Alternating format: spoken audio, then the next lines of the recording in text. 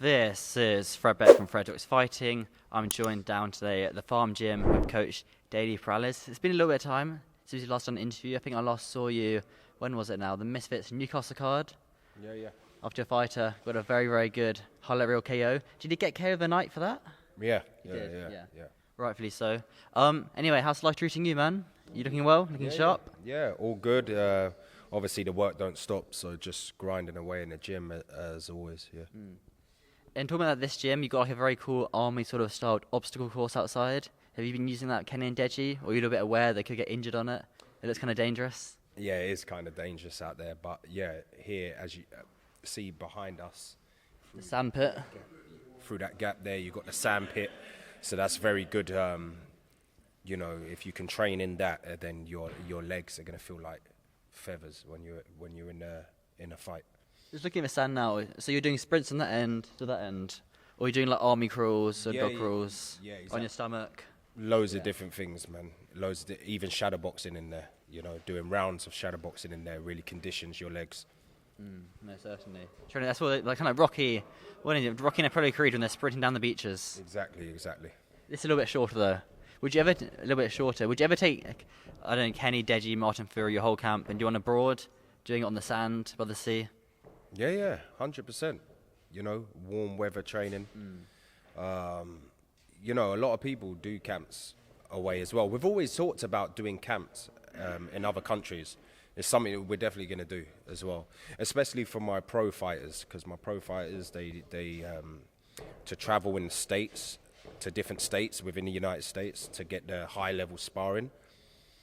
It's something we're going to do in the near future, because over here, you know, the sparring's hard to come by, you know, when you want it. Right, so it's more difficult to get sparring in the UK than it is US. I guess it makes sense, just less people, really. Yeah, exactly. With the States, man, it's so big that you can just go anywhere and just get the work. Are sparring partners cheaper in the UK than they are in the US? Or they're more expensive because they're harder to get? It depends what level you're at. I mean, we don't need to pay for sparring partners. No, they're just willing to learn and come and spar us. Yeah. Okay, fair enough then. We'll start with King Kenny. We've got Deji training up here in the ring. We'll start with King Kenny then. A very tough fight with sort of Papi. Is this the most difficult fight he's got so far in his influencer boxing career? I mean, on paper, or to the audience maybe. I'm not sure. It's hard to tell. At this kind of level of fighting, it's hard to tell.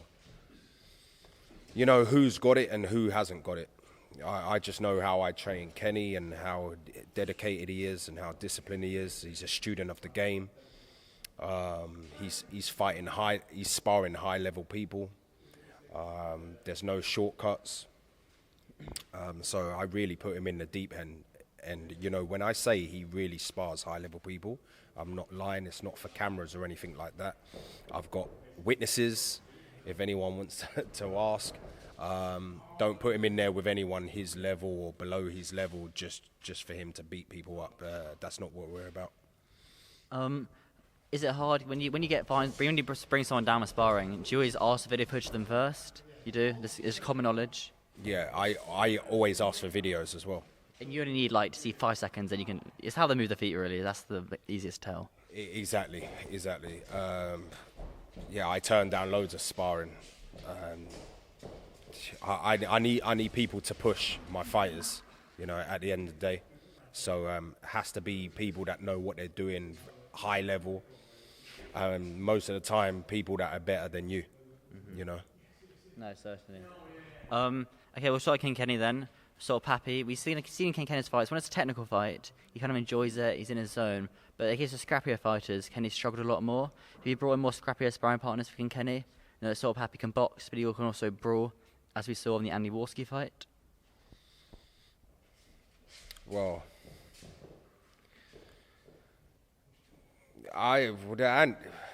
would you say Andy Warski, did you? Or Ferrari, you mean? Ferrari. Yeah, I was going to say. Sorry, that's my mistake. Yeah, Ferrari. Enzo. Well, no, it wasn't Enzo Ferrari. It was Adameus? Adeus Ferrari. Yeah, not Andy Warski. Yeah, Warski. Polar opposites in terms of skill. Exactly. Blimey, yeah, my mistake. But that's the thing, you know, I said from the beginning, I obviously understand these are influencers and they're learning and stuff like that, but I said I'm a realist. So when I saw Salt Papi, you know, fighting people like Andy Warski and people were getting excited, and, you know, you had people like Eddie Hearn going, wow, he could be a pro and all that. I looked past all that, because at the end of the day, when you're knocking people out like Andy Warski, who's never had a fight in your life, then for me, it's like something Salt Papi should be doing, you know. So there's nothing to get excited about, really, about someone like Andy Warski. And then Ferrari, and I've said it in loads of interviews, I like Salt Papi. I think he's a good little fighter. He's got a lot to learn, like they all have. But I saw things in the Ferrari fight that probably other people don't see, you know. People say, okay, Salt Papi can brawl. I didn't see that someone that can brawl that great against Ferrari. I personally think if Ferrari took boxing serious and he was conditioned and he was fit, he would have given Salt Papi a lot of trouble, which he did do.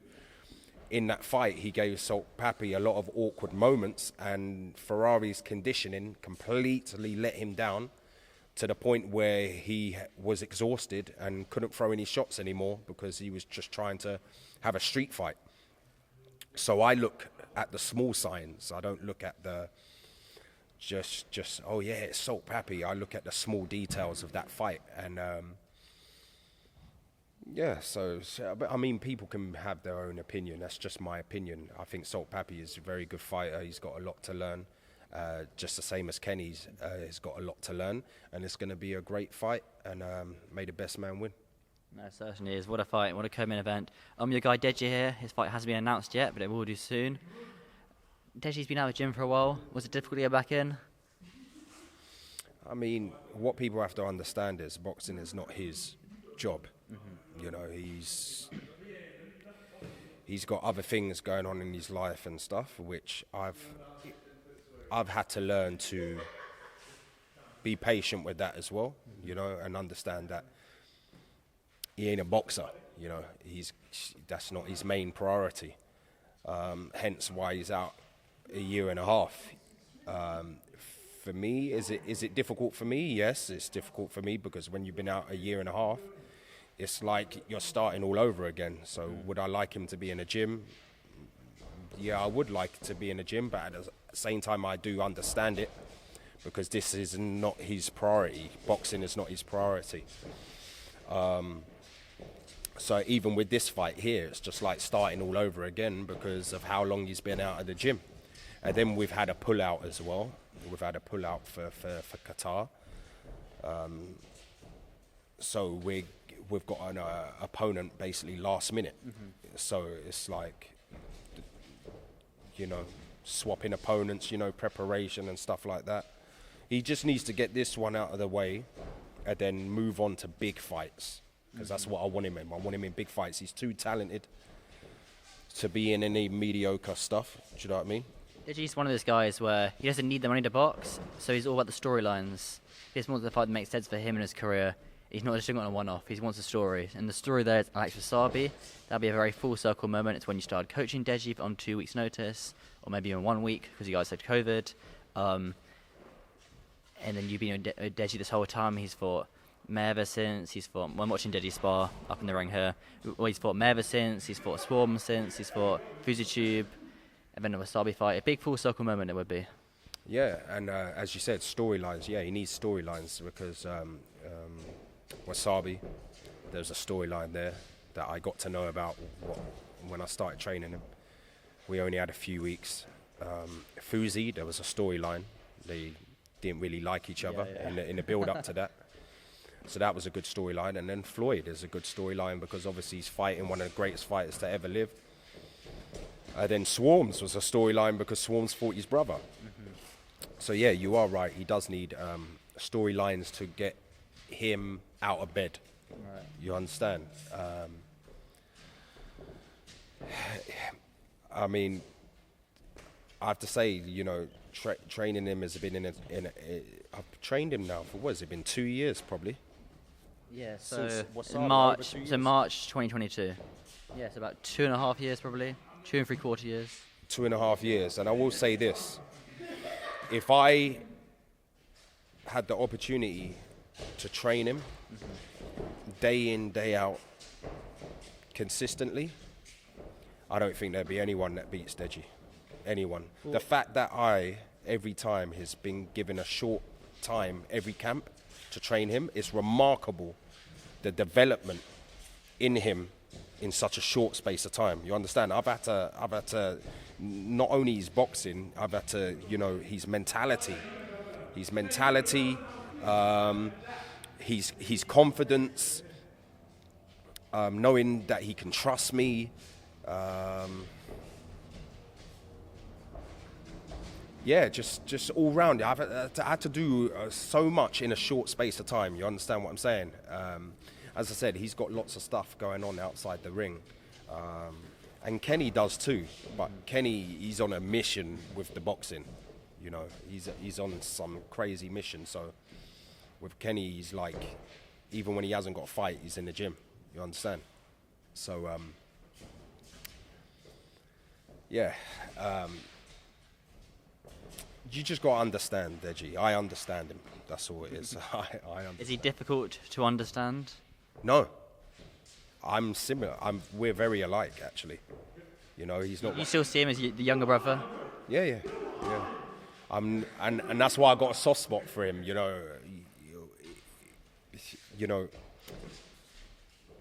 We're just watching Deji Spar, one of the Misfits guys. Yeah, and the Misfits guy's doing okay. He's doing all right. He's jabbing. Deji in his southpaw stance. It's a little body spar, it's not a head spar though. It's very nice winning gloves Deji's got there though, the pink ones. Winning sent you guys a bunch of gear. I mean, loads of gear gets sent all the time, but you want the good quality gear. Yeah. Comes from the winning gloves. Yeah. Japanese makers, isn't it? Yeah. In your way, always uses those. You excited for Jake Paul, Mike Tyson? Jake Paul, Mike Tyson. No and yeah, so I guess. As a boxing purist, I don't want to see Mike Tyson fighting at his You would be age. the person who I'd think would be the biggest hater on Jake Paul, Mike Tyson, just because of how sick it is that, Mike's 58, I guess, in your mind. You're not comfortable with that. I just think, the fact that it's not pay-per-view as well. Right. It's on Netflix. If you're subscribed to Netflix, you're going to watch it. I think based on that, then you could kind of, for me, you can see where the fight's going to go. I hope it doesn't. I hope it's a proper fight, but I can also see that they're in there not really to go full out as well. It's 16-ounce gloves and then 8 2-minute rounds, and there'll be a winner at the end as well. Well, there you go, then. If it's that ounce of gloves, then they're trying to keep them safe, So, I don't know. I hope Mike brings it. All I can say is, a lot of people have done it over the years, though. Even Muhammad Ali, down to Muhammad Ali, I think he fought a wrestler or something. I mean, they all do it. That's the funny thing with this world. Once people throws money in your face, it's very difficult, isn't it? If I was 58, I would do it. No, you're not wrong. You're not wrong at all. Money does talk at the end of the day. Was that Don Charles who just walked in? Yeah, Don Charles. Yeah, that coach of Daniel Dubois. Daniel trains here then? Yeah. Does Deji train, or does Deji bump into him a couple of times? No, not yet, because we just missed him because the AJ fight.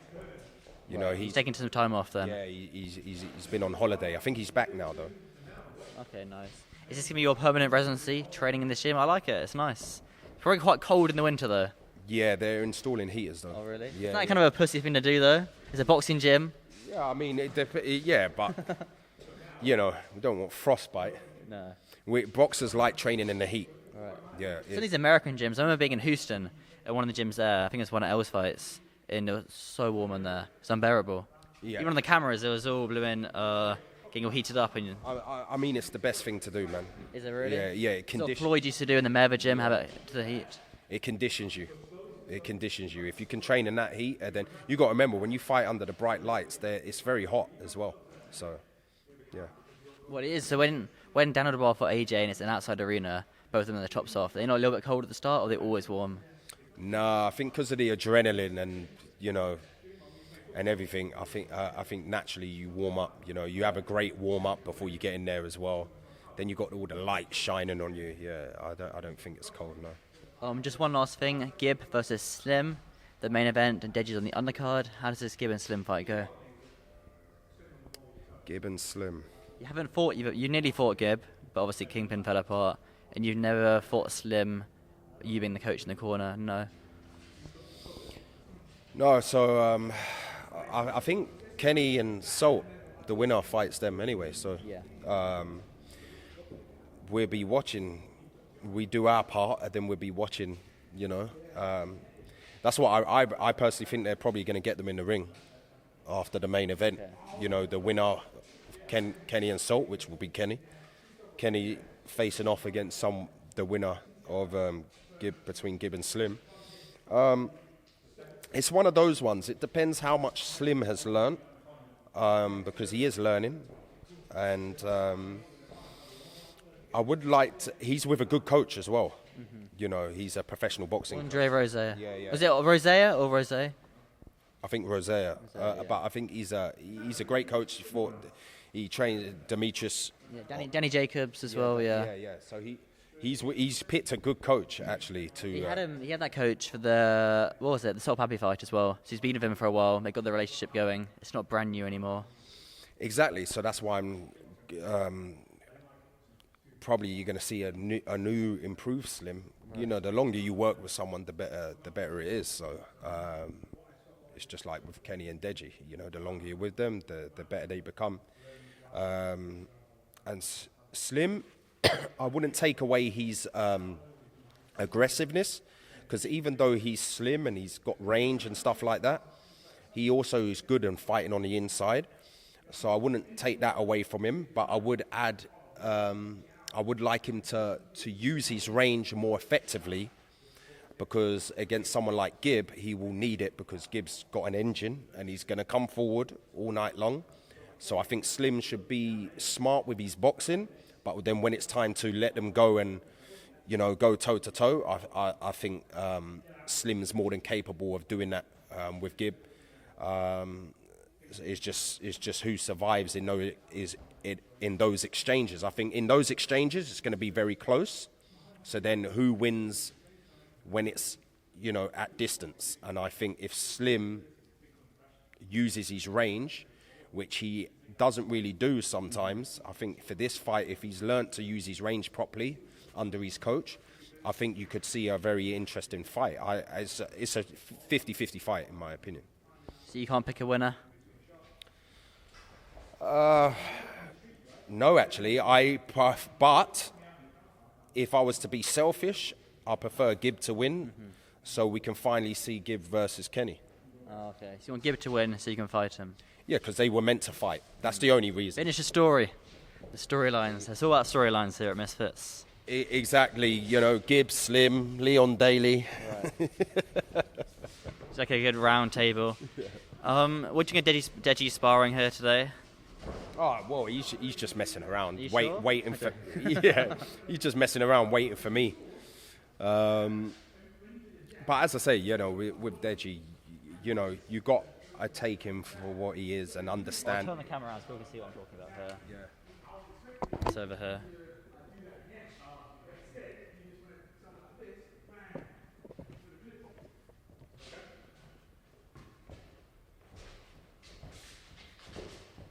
Don't be showing too much. Yeah.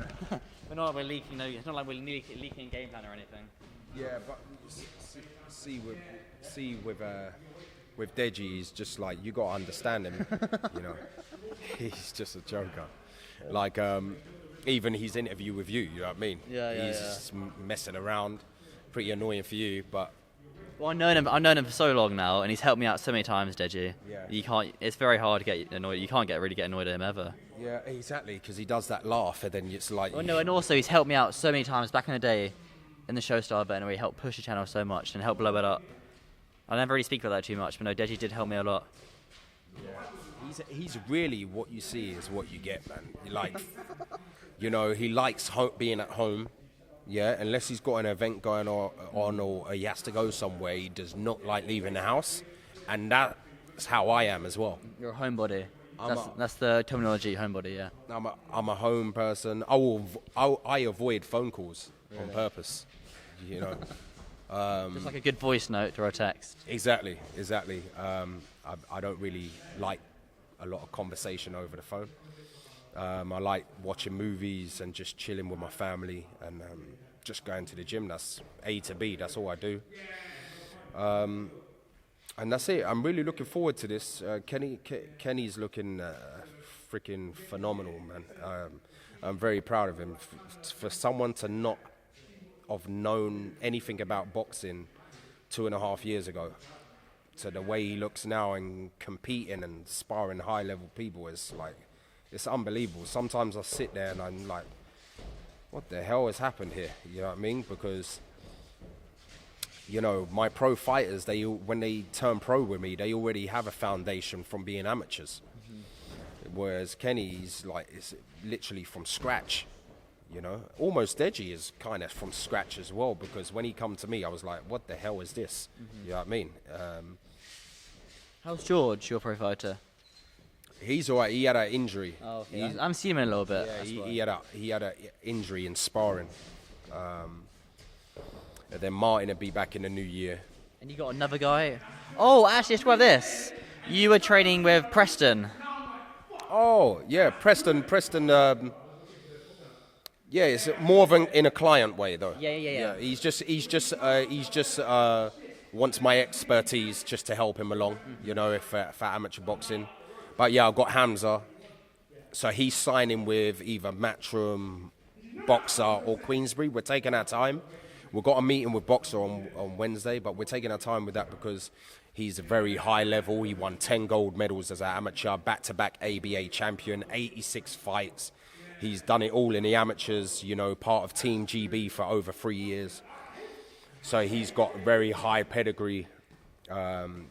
You've probably seen him in my videos a lot. Yeah, on Instagram, yeah. Doing the cool fancy pad work. Yeah, he's very good. He's like a Lomachenko, so that's why He's got very good footwork then. Yeah, so that I have to adapt to him, and that's hence why the speed, pad work, and... Do you wear things to protect your elbows when you're on the pads with a guy like that? It's so short and snappy. I do sometimes, but to tell the truth, I forget most of the time. So... You shouldn't forget. You want the longevity. Exactly. It's well, I guess older coaches do that, but they have a pad man anyway. Yeah, and you just watch it, which is also a very good way to do it because you can see everything then. I took painkillers this morning. Because your elbows. No, it's you know, because when you do pads, your arm's going like this. Right. So it's sending a nerve down my neck to my traps area. So yeah, I have to actually before I go to Qatar, I'm going to get a full body MOT. What is it? Would like a car MOT, but a body version? Yeah, so we got this guy called Mehdi, that does us lot. His service is he hasn't got no half an hour. It's 2 hours. That's his only service. 2 hour. Expensive, huh? No, it's reasonable actually. But 2 hours. Head to toe, he makes you feel like a new man. Wow. Shout out to Mehdi. Has Deji worked with him yet? I think he is. He's going to, yeah. I told him to get an MOT before Qatar. MOT, it's such a funny expression. I always say MOT growing up. My dad's like, yeah, when you get the car fixed. Or so the car needs its annual MOT, but yeah. Have you been to Qatar? Never, no. Oh, okay. Dubai, in the Middle East, I've been Saudi and Dubai, but never Qatar. You been? No, obviously I've been Dubai and that, but... They said it's like a mini Dubai. That's what they say. Is it? It's a big country? I think it's smaller than Dubai. Okay. Doha. So it's not long to get from A to B or whatever. No, I think on a plane to Dubai is an hour. Oh, from Qatar to Dubai. Yeah. Yeah. It's about an hour. It should be fine. I'm looking forward to just some heat as well. Yeah. It's nice when you get away. That's the best thing about this job, the travelling, I always say. Yeah. In being able to go away in the winter when you're really cold and you're nice and warm. I need some vitamin D. I honestly need it. You're gonna leave country when you're a little older. Go live somewhere else. 100%. Where are you picking? Probably LA. Oh really? Yeah. Yeah, because of the boxing as well. I think LA is a perfect place for the boxing. What gym's got? So you got Wild Card there, 10 Goose, gym? Well, my brother, my adopted brother, Charles Perales, and Jonathan Perales, the dad, they own a boxing gym. They've got, I can't say much, but he's trained this kid from 8 years old, all the way, and he's now 20. He's called Trouble, and I can't say what promoter or whatever, but he's nippy. He's signing. He's got something big coming up. But yeah, that gym there is that's my brother's gym. So Oh, very nice. You're all set up really for the next 10 years when you go over there. Hollister. Okay. It's called Hollister. Have you ever heard of it? Hollister in No, California. I've heard of the clothing brand Yeah, Hollister. So Hollister, I think that the population is like 30-something thousand, and it's like a Mexican town, city. But it's easy to get to everywhere. If you want to go LA, if you want to go San Francisco, San Jose, it's a very nice, like family-orientated place. And there, Charles Perales, Jonathan Perales, and Trouble, his name's Samuel. They're putting Hollister boxing on the map. Oh, nice. You know what I mean? So Perales boxing over there, and I've got the West Coast Perales flavour in the UK. Yeah. Pretty much set up then now, huh? No, that's pretty cool, Daley. A cool gym here. And yeah, I'll see you in Qatar. It'll be nice to get some heat for once. Well, I'm off to the Mike Tyson Jake Paul fight, and then in Qatar after that. Yeah, should be good all round. Anything else coming up for you? Anything you want to shout out? No, just keep watching the gram. You know, I'm always on there. And what's your Instagram called? The Daily Effect. Everything's the Daily Effect. YouTube, Instagram, Twitter, I think. Twitter's Daily Effect 1, I think, isn't it? Yeah. I started to put some more stuff on there recently because You liking Twitter? Or X, as they call it? X. X. Yeah, it's all right. There's a lot of people talk on there. I found out. Yeah. Yeah, a lot of people talk on there. But yeah, I hope everyone's well. I hope everyone's has a nice Christmas, and most importantly, stay safe, be safe, and yeah, family. Make sure you never know. Tomorrow is not guaranteed, so make sure you tell the people you love that you love them, and that's it. Awesome, Daddy, as always. Thanks very much, man. Thanks a lot, man.